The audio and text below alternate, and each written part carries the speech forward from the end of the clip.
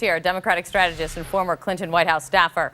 Caitlin Huey-Burns is national political reporter for Real Clear Politics. Steve Rogers is member of President Trump's Re-election Advisory Board. And Margaret Hoover is a CNN political commentator and former George W. Bush White House staffer. Great to see all of you. Thank you so much for being here. Let's start with Bob Corker, because there are too many quotes. And when anyone talks about adult daycare, I got to go there right away. It's fascinating to see a top elected official take on the leader of their party. Yes. Extraordinary? I would even say yes, but what is the motivation, you think, for Bob Corker to be speaking out to the New York Times right now about this? Bob Corker can speak truth to power. He can speak freedom because he has a little bit of liberation. He's not running for re-election. So, you don't see this courage from people who are still going to be working with the president, and right. I wish we would. The one thing he said, though, Kate, and I think it's worth reflecting on, is that he said, I don't know why the president tweets out things that are not true. Right. All right? Well, let's think about that. Why is he tweeting out things that are not true? He's tweeting out things that are not true because people believe what he says and his supporters believe what he says. And if you muddy the facts and you don't know what's true, then you can't criticize power. We know the president does not like to be criticized. This is a deflection and a distraction in order to embolden his base and to delegitimize any criticism of him. Does it also...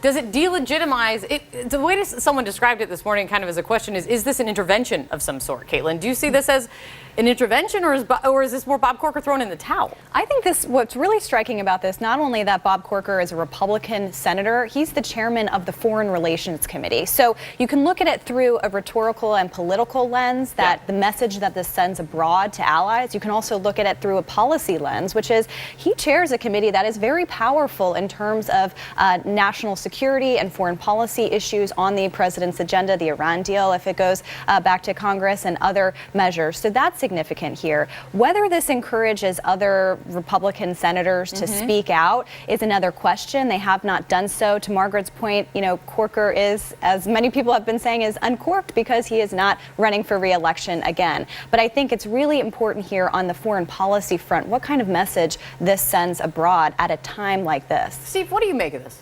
Here's what I make of it. There's an irony to this.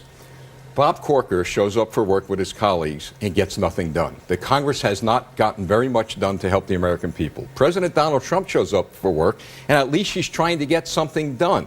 And every time the president tries to move forward, somebody, whether it be a Democrat or in this case a GOP, blocks him and stops him because he's not an establishment guy. The president is moving forward with an agenda he promised the American people. And look, his methods people may not be happy with, but at the very least, he's very transparent and he's trying to get the job done.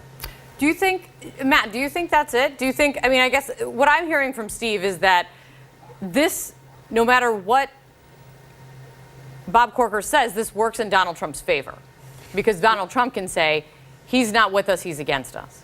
Well, I couldn't agree less with Steve's point. Look, Donald Trump sold himself to the public as the guy that had the art of the deal mastered. He said, stupid people in Washington are screwing everything up because they don't know how to cut deals. What deals has he cut? Where has been the art or the deal? He's unable to deal with Republicans in Congress. He's unable to deal with other foreign leaders, and he's now proven himself unable to deal with Democrats in Congress.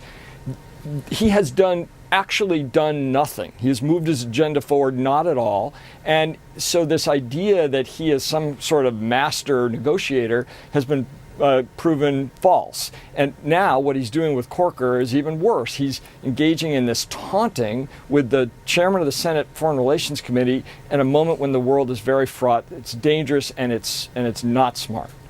I do wonder what practically, though, this changes about the state of play. That's just something to ponder. What does this change? Does Bob Corker now put other Republicans in a corner? Does Bob Corker... Bob Corker hasn't said that. Here's what it does. It changes the topography a little bit. You have a sitting... but he also didn't say, I'm now not going to vote for something that Donald Trump likes. He just is saying, I just don't like how the guy operates. But there's a lot of people in the White House who don't like how Donald Trump operates, and they're doing the patriotic thing by working for this country and trying to, as Bob Corker said, be the responsible adult in the room. And I think, he's going to continue to execute his duties as a U.S. Senator and as the chairman of the Armed Services, the Foreign Affairs Committee the same Let's way. talk about I just want to make sure we get to it because this is a very, very important issue, and talking about striking deals. This is one of the deals that Donald Trump was working on with Democrats, DACA, and what to do about DACA recipients.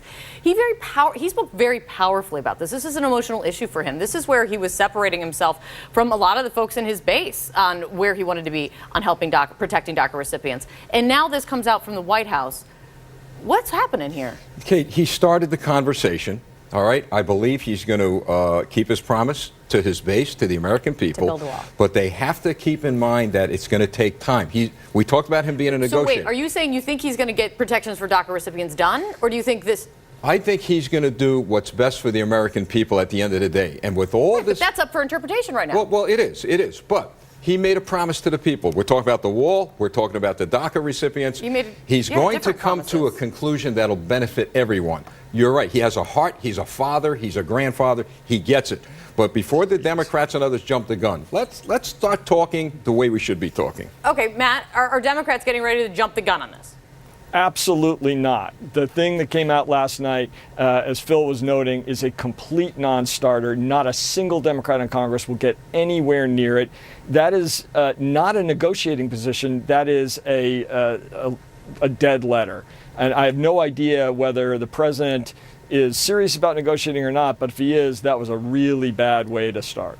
Look, that was a document created for his base because the last thing the president did seriously undermined his base. But the problem with that document is it's also essentially comprehensive immigration reform from Trump's perspective. You can't get that done. We all know in the Senate, you have to have a narrow piece of legislation now. to deal specifically Margaret, right with now. DACA. But is this? Right now. What's wrong? But what is wrong with laying out an opening? This is like a reopening position because it apparently started behind closed doors. I'm just not sure where it ended up in terms of negotiating for DACA recipients. Well, also, when you look at the things that Trump has proposed for the border wall, for example, he has backed away from lines that he has established, right, in the budget and other And a issues. lot of Republicans said that they didn't even know if they didn't want to see border wall funding Okay, in this conversation. They wanted to see more security measures on the border. So it's. Exactly. And he has backed away from things before, which kind of speaks to the broader point of members of Congress don't necessarily really fear this president. So bringing this kind of back to the Corker issue, issuing these threats against lawmakers at a time that you really need their support, doesn't do you any favors. And with Democrats, when he's trying to get a couple of votes on tax reform because he knows he might lose a couple, issues like immigration only make it more impossible for Democrats to work with him. It gets to the whiplash nature that Phil was talking about. Who can you trust and when? And also, on some level, maybe that's exactly what Trump likes to do. I mean, you can see. Well, He Kate, likes you to asked the keep people question, on- where does it lead? It's going to lead to the 2018 midterms, and we're going to clean house. And then you'll see the change. Okay. I agree with that. I just clean whose house? That's what I want to know. That's what I was just going to say. I'd like Republicans not to Who's lose doing the house. the cleaning That's all. and who's going to pay for the house cleaning? We'll get to that later. We'll establish our spring cleaning exercise later. That was very good. Thank you all. I appreciate it. I'm not doing the cleaning. I won't. Okay, coming up, the backlash over the vice president's